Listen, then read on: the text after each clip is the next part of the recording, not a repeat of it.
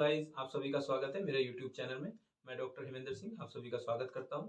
हमने पिछली वीडियो में कुछ लोगों के कमेंट आए। उन्होंने हमसे पूछा, सर हम जो है रात में सोते हैं तो हमारे पैर बहुत ज़्यादा ठंडे रहते हैं, या दिन में भी जो है हमारे पैर बहुत ज़्यादा ठंडे रहते हैं। जैसे अभी गर्मी का मौसम आ रहा है, उसमें सर हमारे पैर बहुत ज़्यादा ठंडे देखने को मिलते हैं, और हम कितने भी कपड़े पहन लें और हमारे पैर जो है वो बहुत ज़्यादा गर्म नहीं होते, ज़्यादातर ठंडे ही मिलते हैं। तो चलिए इस टॉपिक को आज मैं आपको समझाने की कोशिश करता हूँ। शुरू करते हैं। तो गाइज हम लोग बात करने वाले थे जो पैर हमारे बहुत ज़्यादा ठंडे रहते हैं सर्दियों के मौसम में और गर्मियों के मौसम में भी, उन लोगों की। ऐसा ज़्यादातर हमें जो है 35 एज के बाद देखने के लिए मिलता है। जो कम एज वाले पेशेंट होते हैं उनमें बहुत ही कम देखने के लिए, रेयर पेशेंट हमें देखने को क्लिनिकल में मिलते हैं। जो 30 प्लस पेशेंट हैं उनमें हमें बहुत ज़्यादा पेशेंट देखने को मिलते हैं, और जो 60 प्लस हैं उसमें 50% के आसपास पेशेंट हमें जो है जो पैरों के दर्द के साथ आते हैं, उसमें हमें इस तरह के पेशेंट देखने के लिए मिलते हैं कि उनके पैर जो है सुन भी रहते हैं, ठंडे भी रहते हैं। तो ऐसा किस लिए होता है ये मैं आपको बताने वाला हूँ। ऐसा होने के पीछे कुछ मुख्य कारण हैं।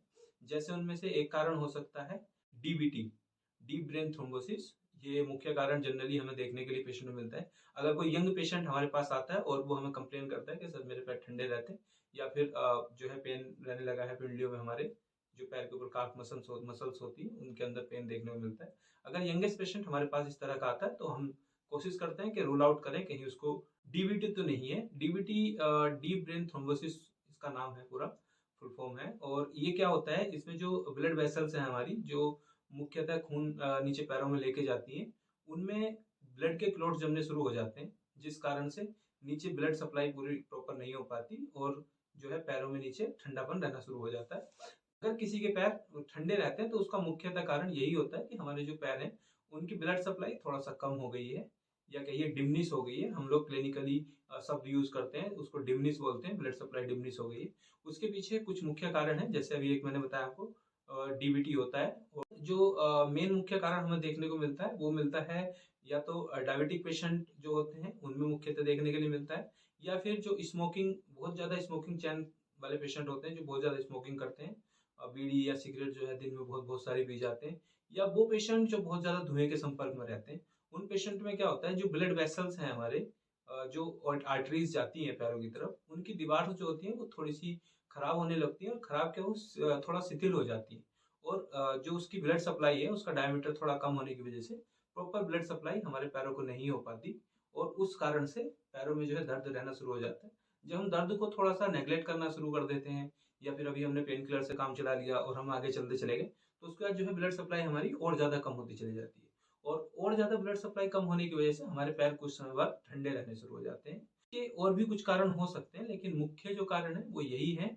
जो है डीबीटी है, और सेकंड आपका स्मोकिंग है, थर्ड आपका डायबिटिक पेशेंट है।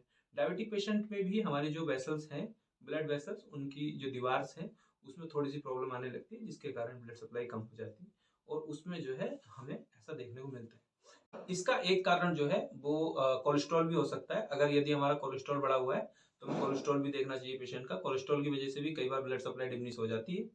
हम एक्चुअल में कह सकते हैं कि ये डिमिनिश ब्लड सप्लाई की सेकंड स्टेज है। अगर थर्ड स्टेज की तरफ जाते हैं तो हमारे पैरों में गैंग्रियन होना शुरू हो जाता है, चाहे वो ड्राई गैंग्रियन हो या वेट गैंग्रियन हो, दोनों गैंग्रियन हो सकते हैं। अब हम बात करते हैं कि हम अगर किसी को ऐसा सिम्टम देखने के लिए मिल रहे हैं या ऐसा हो रहा है, तो हम उसमें ट्रीटमेंट क्या कर सकते हैं, या उसमें क्या हम इलाज कर सकते हैं। तो इसके लिए सबसे पहले तो हमें जो कोज है उसको रूल आउट करना चाहिए। अगर किसी को डीबीटी है तो उसके लिए हम सोनोग्राफी करा सकते हैं। और अगर कोई स्मोकिंग वाला पेशेंट है तो हम जब उससे हिस्ट्री लेते हैं अच्छे से, तभी हमें थोड़ा जो है आइडिया लग जाता है कि ये बहुत ज्यादा स्मोकिंग करता है, इस वजह से ऐसा होता है, या इसकी जो रहने का जगह है, ऑक्यूपेशन क्या है, उन सब से हमें आइडिया लग जाता है पेशेंट को। और तीसरा, अगर हम इंस्पेक्शन की बात करते हैं तो हम जो फर्स्ट डिग्री में आते हैं पेशेंट लोग, जो पेन बताते हैं अपनी काल्फ मसल्स में, उसको हम टच करते हैं। और टच करने के बाद हम लोग देखते हैं कि दोनों पैरों के जो काल्फ मसल है उनके टेम्परेचर में तो अंतर नहीं है। यदि किसी पैर में डीबीटी हो रहा होगा तो उसमें जो है जो वहां का टेम्परेचर है, लोकलाइज टेम्परेचर, वो 1 डिग्री अबव हमें देखने को मिलता है। ऐसी कंडीशन में भी हम अंदाजा लगा सकते हैं, और फर्दर हम सोनोग्राफी करा के उसको रूल आउट कर सकते हैं। जो स्मोकिंग वाले पेशेंट हैं उसको हमें हिस्ट्री से स्मोकिंग का पता चल ही जाता है, तो हम उनको सबसे पहली सलाह तो यही देते हैं कि स्टॉप स्मोकिंग, जल्द से जल्द वो अपनी स्मोकिंग जो है उसको बंद कर दें। और जो डायबिटिक वाले पेशेंट हैं उनको हम डायबिटिक कंट्रोल करने के लिए मेडिकेशन देते हैं, सॉरी, यदि हमें पेशेंट में स्पोकिंग भी नहीं मिल रही है और डीबीटी भी नहीं मिल रही है, तो हम लोग देख सकते हैं कि कहीं पेशेंट ऐसा तो नहीं है कि कोलेस्ट्रॉल उसका बढ़ा हुआ है, कोलेस्ट्रॉल को भी हमें जो है रूल आउट कराना चाहिए पेशेंट के, और कोलेस्ट्रॉल भी हमें चेक कराएं। कोलेस्ट्रॉल भी क्योंकि एक मुख्य कारण है आज के समय में जो है डिमिनिश ब्लड सप्लाई का।